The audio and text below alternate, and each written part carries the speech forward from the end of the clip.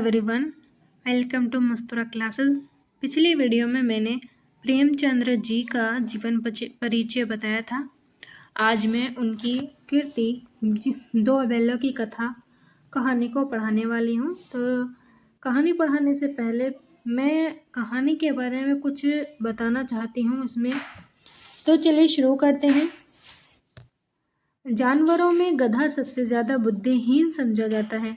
जब किसी आदमी को परले दर्जे का बेवकूफ़ कहना चाहते हैं तो उसे गधा कहते हैं।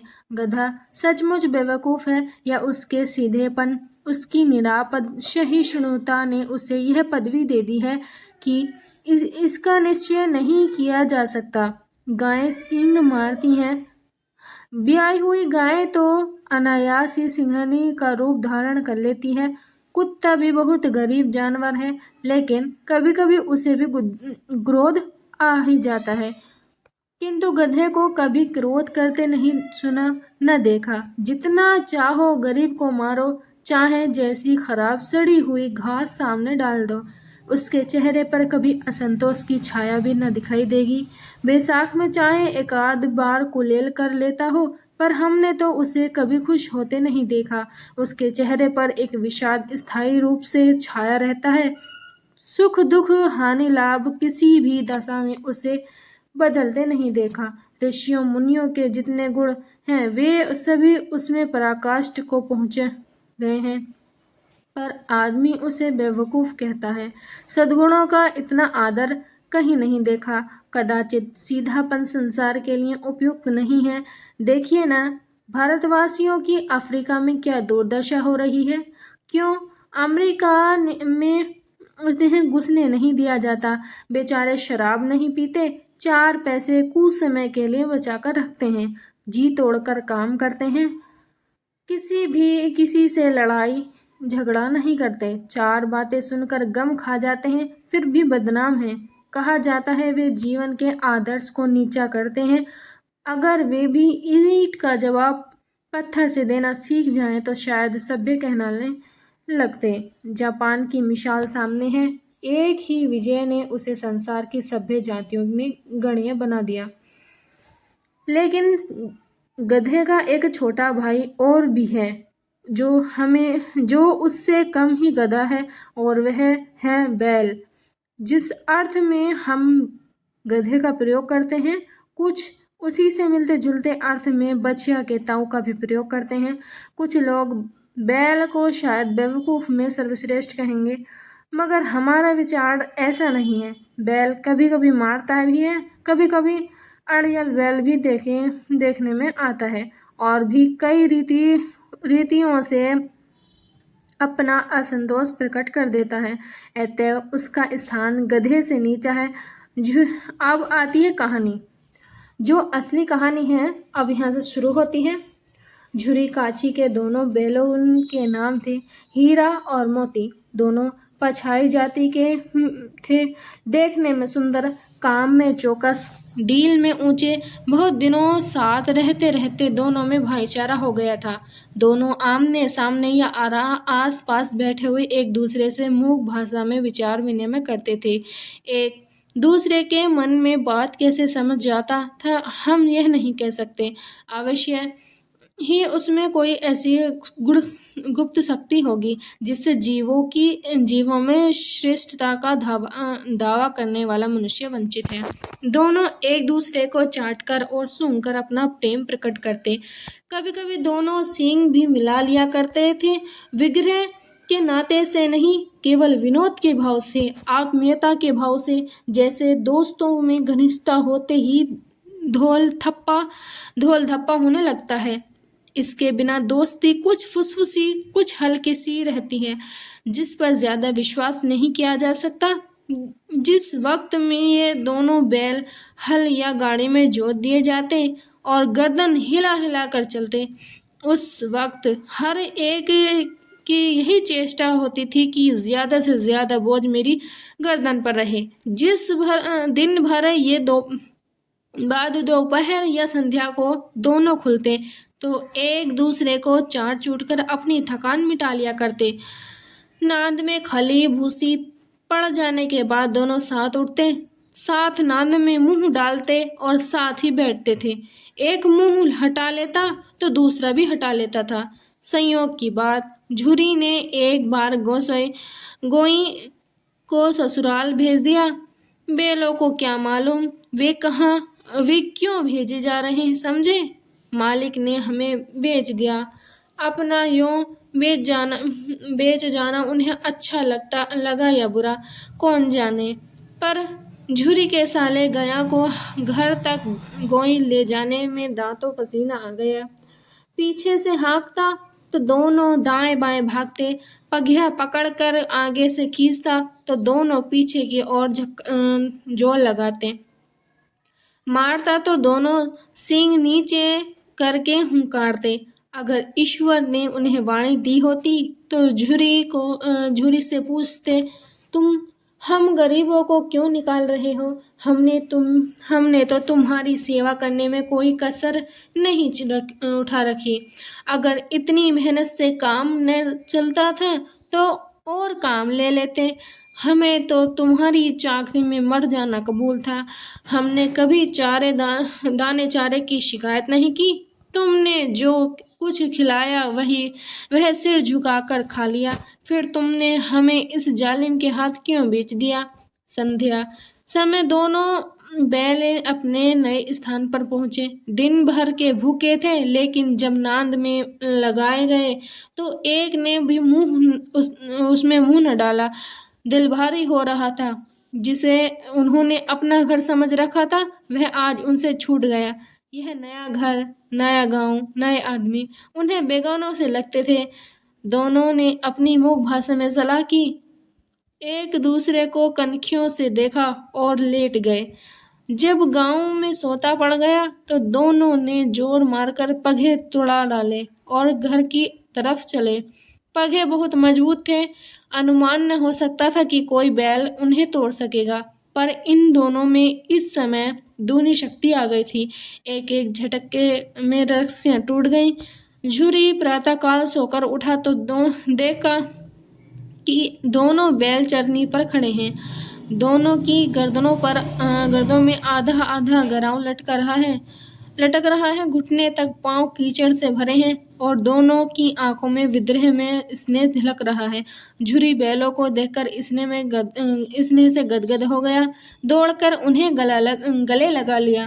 प्रेमालिंगन और चुंबन का वह दृश्य बहुत ही मनोहर था।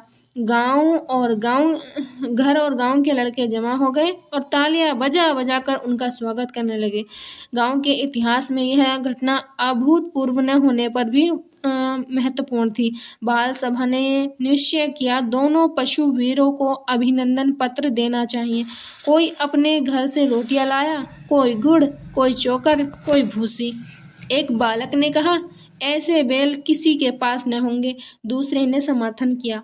इतनी दूर से दोनों अकेले चले आए। तीसरा बोला, बैल नहीं है, वे उस जन्म के आदमी हैं। इसका प्रतिवाद करने का किसी को साहस न हुआ। झुरी की स्त्री ने बैलों को द्वार पर देखा तो जल उठी। बोली, कैसे नमक हराम बैल हैं कि एक दिन वहां काम न किया, भाग खड़े हुए। झुरी अपने बैलों पर यह आक्षेप न सुन सका। नमक हराम क्यों है? चारा दाना ना मिल दिया होगा तो क्या करते? स्त्री ने रोब के साथ कहा, बस तुम ही तो बैलों को खिलाना जानते हो, और तो सभी पानी पिला पिला कर रखते हैं। झुरी ने चिढ़ाया, चारा मिलता तो क्यों भागते? स्त्री चिढ़ी, भागे इसलिए कि वे लोग तुम जैसे बुद्धुओं की तरह बैलों को सहलाते नहीं, खिलाते हैं तो रगड़ कर जोतते भी हैं। ये दोनों ठहरे कमजोर, भाग निकले। अब देखूं कहाँ से खली और चोकर मिलता है। सूखे भूसे के सिवा कुछ न दूंगी, चाहे खाएं चाहे मरे। वही हुआ। माजूर को कड़ी ताकीद कर दी गई कि बैलों को खाली सूखा भूसा दिया जाए। बैलों ने नांद में मुंह डाला तो फीका फीका, न कोई चिकनाहट, न कोई रस। क्या खाएं? आशा भरी आंखों से द्वार की ओर ताकने लगे। झूरी ने मजूर से कहा, थोड़ी सी खली क्यों नहीं डाल देता बे? मालकिन मुझे मार ही डालेगी। चुरा कर डाल आ ना दादा, पीछे से तुम भी उन्हीं के किसी हो कहोगे। दूसरे दिन झुरी का साला फिर आया और बैलों को ले चला। अब की उसने दोनों को गाड़ी में जोता। 2-4 बार मोती ने गाड़ी को सड़क की खाई में गिराना चाहा, पर हीरे ने संभाल लिया। वह ज्यादा सहनशील था। संध्या समय घर पहुंचकर उसने दोनों को मोटी रस्सियों से बांधा और कल की शरारत का मजा चखाया। फिर वही सूखा भूसा डाल दिया। अपने दोनों बैलों को खाली चूनी सब कुछ दी। दोनों बैलों का ऐसा अपमान कभी न हुआ था। झूरी इन्हें फूल की छड़ी से भी न छूता था। उसकी टिटकार पर दोनों उड़ने लगते थे। यहाँ मार पड़ी, आहत सम्मान की व्यथा तो हुई थी, पर उस पर मिला सूखा भूसा। नांद की तरफ आंखें तक न उठाई।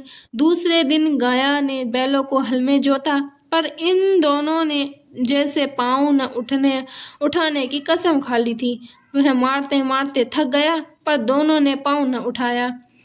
एक बार जब उसे निर्दयी ने हीरा की नाक पर खूब डंडे जमाए, तो मोती का गुस्सा काबू के बाहर हो गया। हल लेकर भागा। हल, रस्सी, जुआ, जोत सब टूट टाट कर बराबर हो गया। गले में बड़ी बड़ी रस्सियां न होती तो दोनों पकड़ाई में न आते। हीरा ने मूक भाषा में कहा, भागना व्यर्थ है। मोती ने उत्तर दिया, तुम्हारी तो इसने जान ही ले ली थी। अब की बड़ी मार पड़ेगी। पढ़ने दो। बैल का जन्म लिया है तो मार से कहाँ तक बचेंगे। गया तो आदमियों के साथ दौड़ा आ रहा है। दोनों के हाथों में लाठियां हैं। मोती बोला, कहो तो दिखा दूं कुछ मजा। मैं भी लाठी लेकर आ रहा है। हीरा ने समझाया, नहीं भाई, खड़े हो जाओ। मुझे मारेगा तो मैं भी 1-2 को गिरा दूंगा। नहीं, हमारी जाति का यह धर्म नहीं है।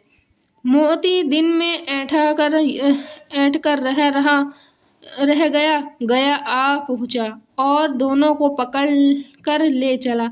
कुशल हुई कि उसने इस वक्त मारपीट न की, नहीं तो मोती भी पलट पड़ता। उसके तेवर देख कर गया और उसके सहायक समझ गए कि इस वक्त टाल जाना ही मसलहत है। आज दोनों के सामने फिर वही सूखा भूसा लाया गया। दोनों चुपचाप खड़े रहे। घर के लोग भोजन करने लगे। उस वक्त छोटी सी लड़की 2 रोटियां लिए निकली और दोनों के मुंह में देकर चली गई। उस एक रोटी से इनकी भूख तो क्या शांत होती, पर दोनों के हृदय को मानो भोजन मिल गया। यहाँ भी किसी सज्जन का वास है। लड़की भैरव की थी। उसकी माँ मर चुकी थी। सौतेली माँ उसे मारती रहती थी, इसलिए इन बैलों से उसे एक प्रकार की आत्मीयता हो गई थी। दोनों दिन भर जोते जाते, डंडे खाते, अड़ते। शाम को थान पर बांध दिए जाते और रात को वही बालिका उन्हें 2 रोटियां खिला जाती। प्रेम के इस प्रसाद की यह बरकत थी कि 2-2 गाल सूखा भूसा भी खाकर भी दोनों दुर्बल न होते थे, मगर दोनों की आंखों में रोम रोम में विद्रोह भरा हुआ था। एक दिन मोती ने मूक भाषा में कहा, अब तो नहीं सहा जाता हीरा, क्या करना चाहते हो? एक आध को सींग पर उठाकर फेंक दूं? लेकिन जानते हो, वह प्यारी लड़की जो हमें रोटियां खिलाती है उसी की लड़की है जो इस घर का मालिक है। यह बेचारी अनाथ हो जाएगी तो मालकिन को न फेंक दूं? वही तो उस लड़की को मारती है, लेकिन औरत जात पर सींग चलाना मना है। यह भूल जाते हो। तुम तो किसी तरह निकलने ही नहीं देते। बताओ, तोड़ाकर भाग चलें? हाँ, यह मैं स्वीकार करता हूँ, लेकिन इतनी मोटी रस्सी कैसे टूटेगी? इसका एक उपाय है। पहले रस्सी को थोड़ा सा चबा लो, फिर एक झटके में जाती है। रात को जब बालिका रोटियां खिलाकर चली गई, दोनों रस्सियां चबाने लगे, पर मोटी रस्सी मुंह में न आती थी। बेचारा बार बार जोर लगा कर रह जाते थे। सहसा घर का द्वार खुला और वही लड़की निकली। दोनों सिर झुकाकर उसका हाथ चाटने लगे। दोनों की पूंछ खड़ी हो गई। उसने उनके माथे सहलाए और बोली, खोले देती हूँ, चुपके से भाग जाओ, नहीं तो यहाँ लोग मार डालेंगे। आज घर में सलाह हो रही है कि इनकी नाकों में नाथ डाल दी जाए। उसने गराव खोल दिया, पर दोनों चुपचाप खड़े रहे।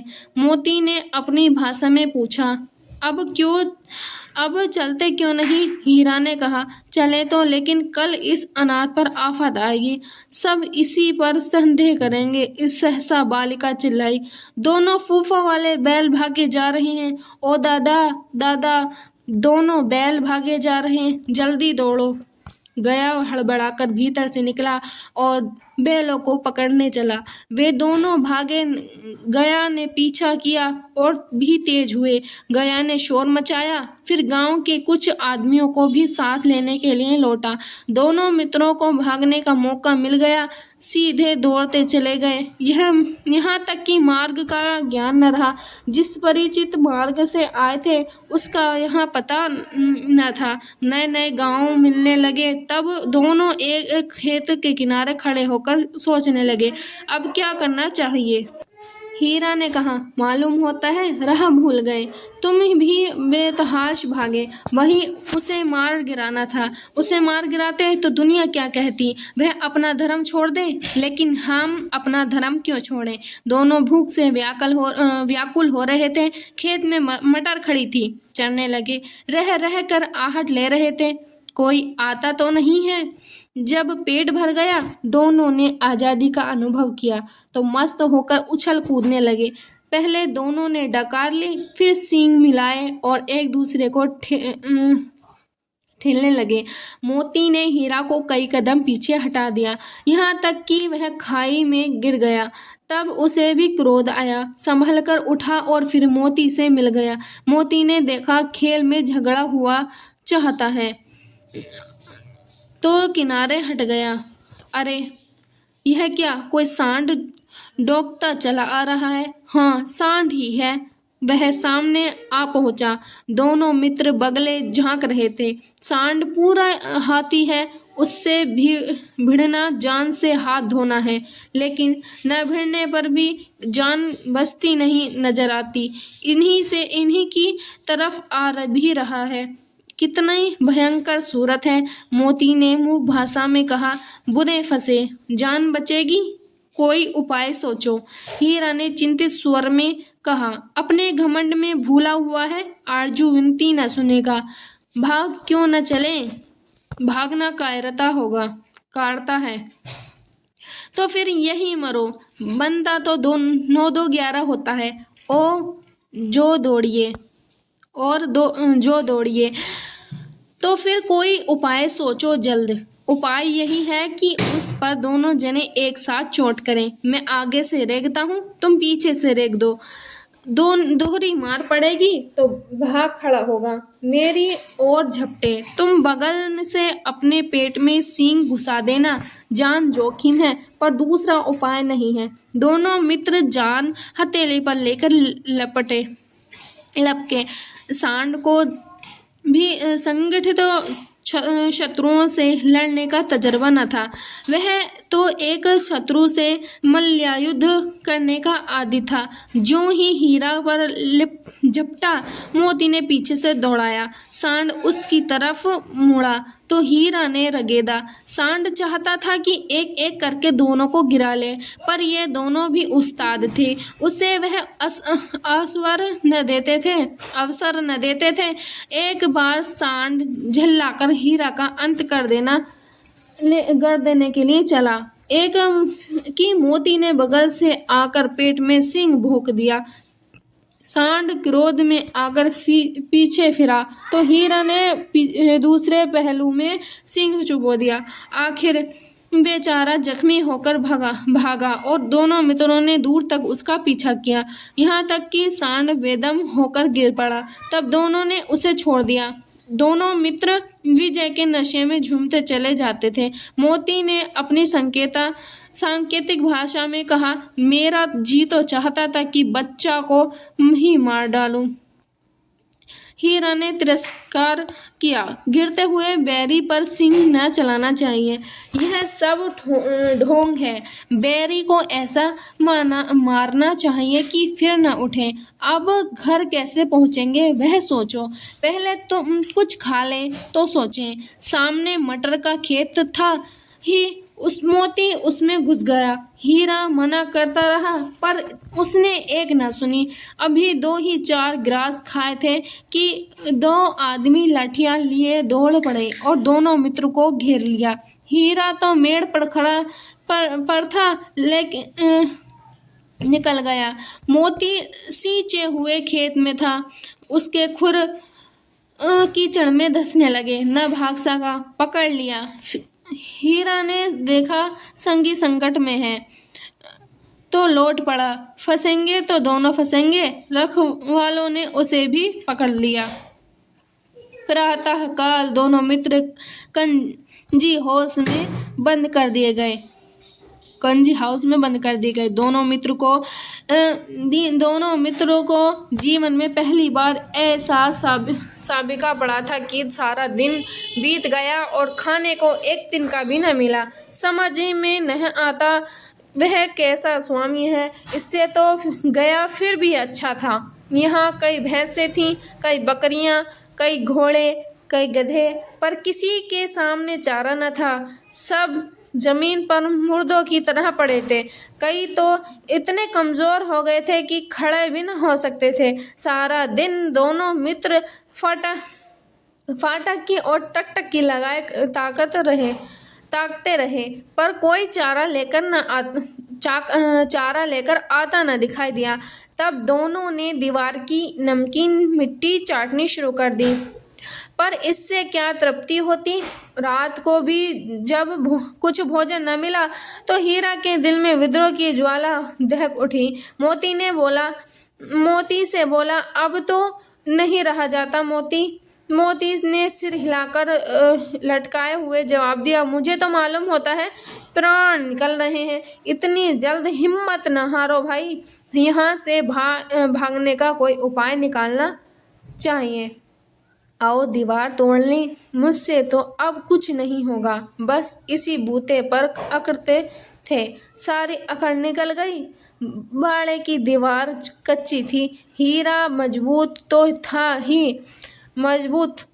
था ही, पर उसने नुकीले सींग दीवार में गड़ा दिए और जोर मारा तो मिट्टी का एक चिप्पड़ निकल आया। फिर तो उसका साहस बढ़ा। इसने दौड़ कर दीवार पर चोटे और हर चोट में थोड़ी थोड़ी मिट्टी गिरने लगा। उसी समय कंजी हाउस का चौकीदार लालटेन लेकर जानवरों की हाजिरी लेने आ निकला। हीरा का उजड्डापन देखकर उसने उसे कई डंडे रसीद दिए और मोटी सी रस्सी से बांध दिया।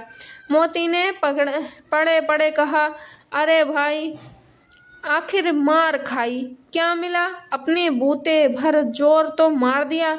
ऐसा जोर मारना किसी काम का कि और बंधन में पड़ गए। जोर तो मारता ही जाऊंगा, चाहे कितने ही बंधन पड़ते जाएं।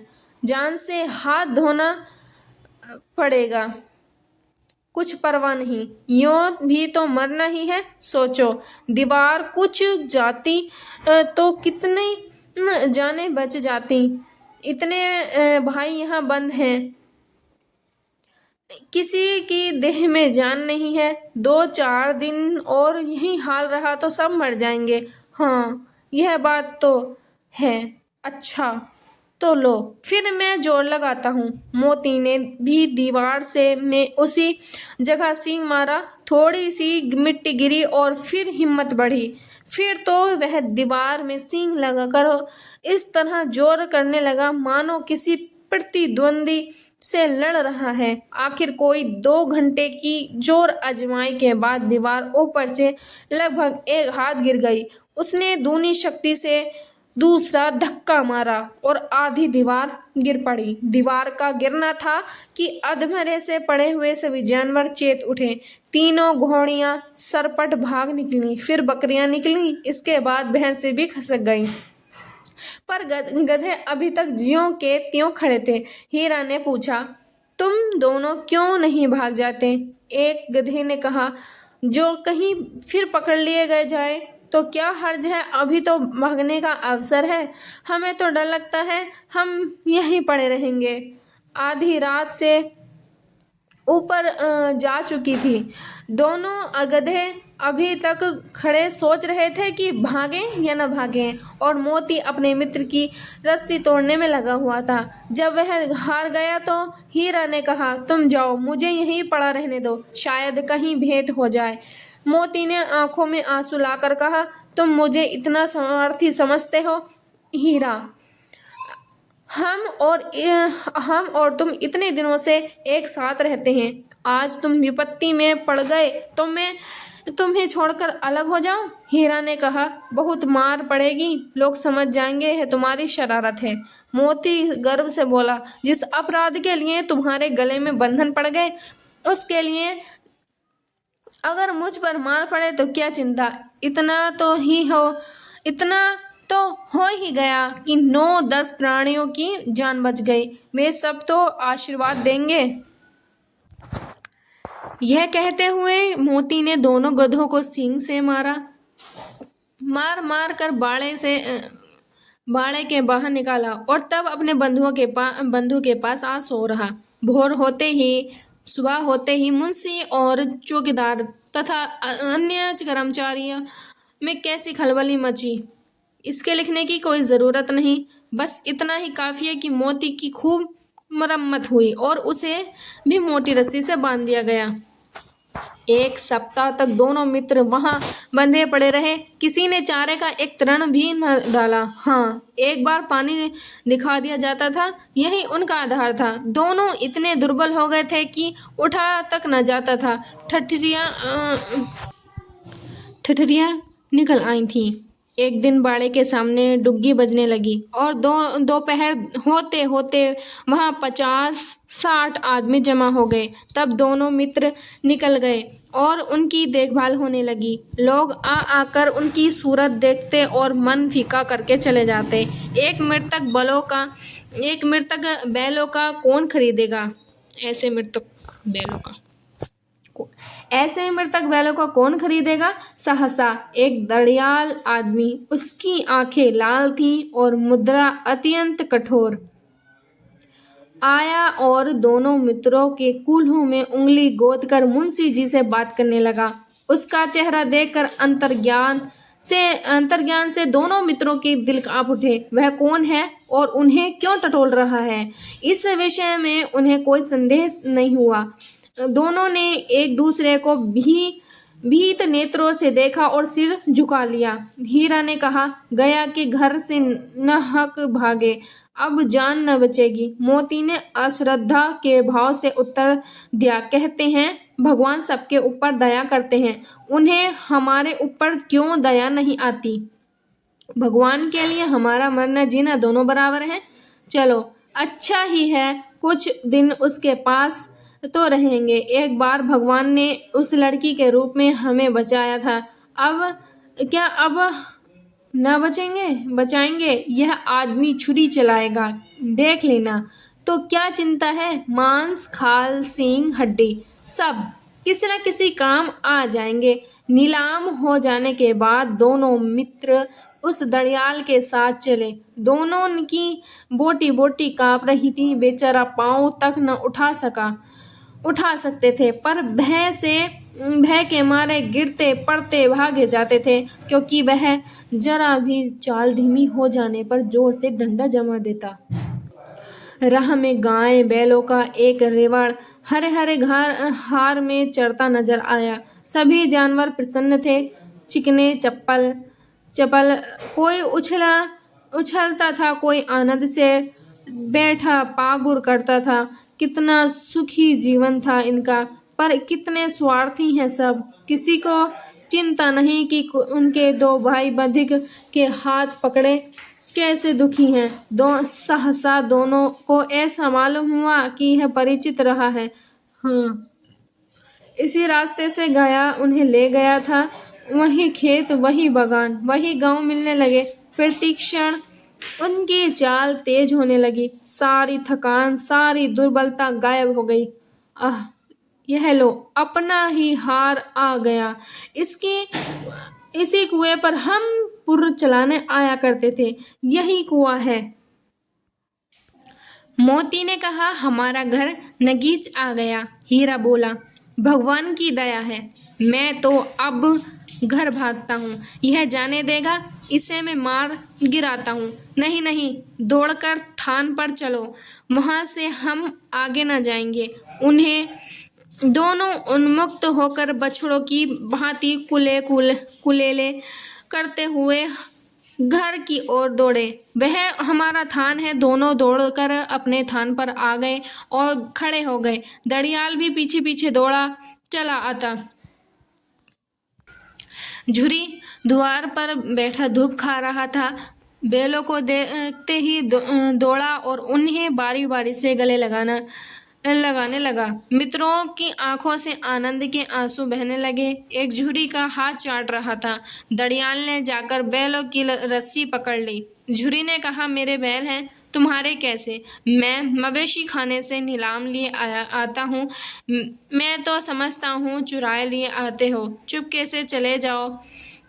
मेरे बैल हैं, मैं बेचूंगा तो बिकेंगे। किसी को मेरे बैल नीलाम करने का क्या अख्तियार है? जाकर थाने में रपट कर दूंगा। मेरे बैल हैं, इसका सबूत यह है कि मेरे द्वार पर खड़े हैं। दड़ियाल झल्लाकर बैलों को जबरदस्ती पकड़ ले जाने के लिए बढ़ा। उसी वक्त मोती ने सींग चलाया। दड़ियाल पीछे हटा। मोती ने पीछा किया। दड़ियाल भागा। मोती पीछे दौड़ा। गांव के बाहर निकल जाने पर वह रुका, पर खड़ा दड़ियाल का रास्ता देख रहा था। दड़ियाल दूर खड़ा धमकियां दे रहा था, गालियां निकाल रहा था, पत्थर फेंक रहा था और मोती विजयी सूर की भांति उसका रास्ता रोके खड़ा था। गांव के लोग यह तमाशा देखते और हंसते थे। जब दड़ियाल हार कर चला गया तो मोती अगड़ता हुआ लौटा। हीरा ने कहा, मैं डर रहा था कि कहीं तुम गुस्से में आकर मार न बैठो। अगर वह मुझे पकड़ता तो मैं बेमारे न छोड़ता। अब न आएगा तो मैं दूर से ही खबर लूंगा। देखूं कैसे ले जाता है, जो गोली मरवा दे। मगर जाऊंगा पर उसके काम न आऊंगा। मर जाऊंगा पर उसके काम न आऊंगा। हमारी जान को कोई जान ही नहीं समझता, इसलिए कि हम इतने सीधे हैं। जरा देर में नांदों में खली, भूसा, चोकर और दाना भर दिए गए और दोनों मित्र खाने लगे। झुरी खड़ा दोनों को सहला रहा था और 20 लड़के तमाशा देख रहे थे। सारे गांव में उत्साह सा मालूम होता था। उसी समय मालकिन ने आकर दोनों के माथे चूम लिए। तो ये थी ये कहानी। बहुत वीडियो अच्छी लगी हो तो कहानी पसंद आई हो, वीडियो पसंद आई हो तो वीडियो को लाइक, चैनल को सब्सक्राइब करके ज़रूर जाइएगा। धन्यवाद। कमेंट में ज़रूर बता के जाइएगा कि वीडियो कैसी लगी।